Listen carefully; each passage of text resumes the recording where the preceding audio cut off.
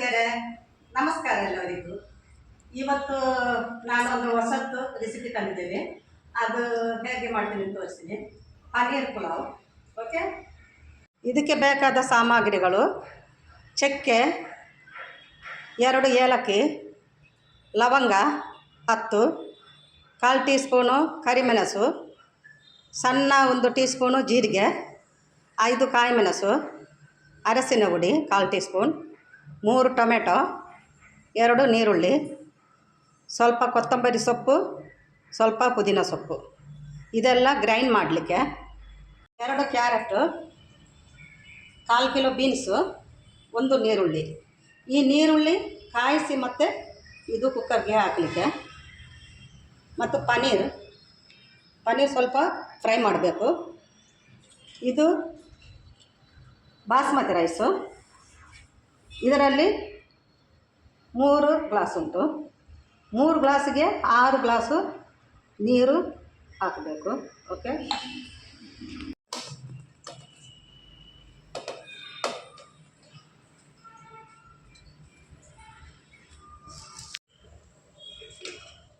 ಇದಕ್ಕೆ ಒಂದು 50 ಗ್ರಾಮ್ಸು ತುಪ್ಪ ಮತ್ತು ಸ್ವಲ್ಪ ಆಮೈಲ್.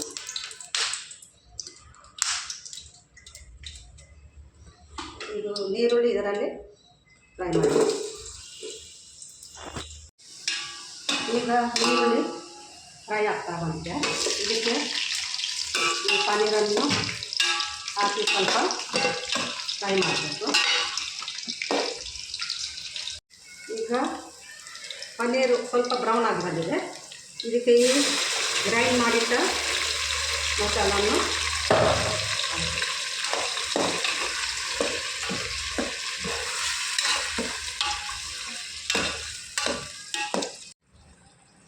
ಈಗ ಇದು ಫ್ರೈ ಆಗಿದೆ. ಇದಕ್ಕೆ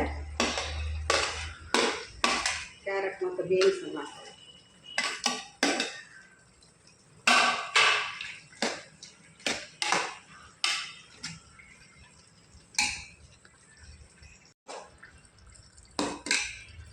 ನಾನು ಬಿಸಿ ಮಾಡಲಿಕ್ಕೆ ಇಟ್ಟಿದ್ದೀನಿ ನೀರಿಗೂ 6 ಗ್ಲಾಸು. ಇದನ್ನು ಇದಕ್ಕೆ ಸೇರಿಸು.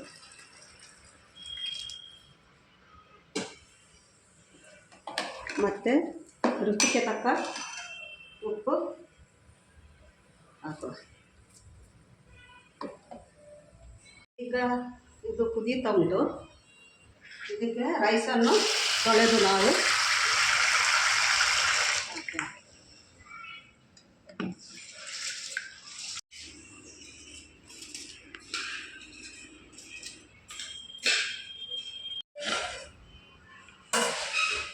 ಈಗ ನಮ್ಮ ಪಲಾವ್ ರೆಡಿ ಆಗಿದೆ. ಘಮ ಘಮ ಪರಿಮಳ ಬರ್ತಾ ಉಂಟು.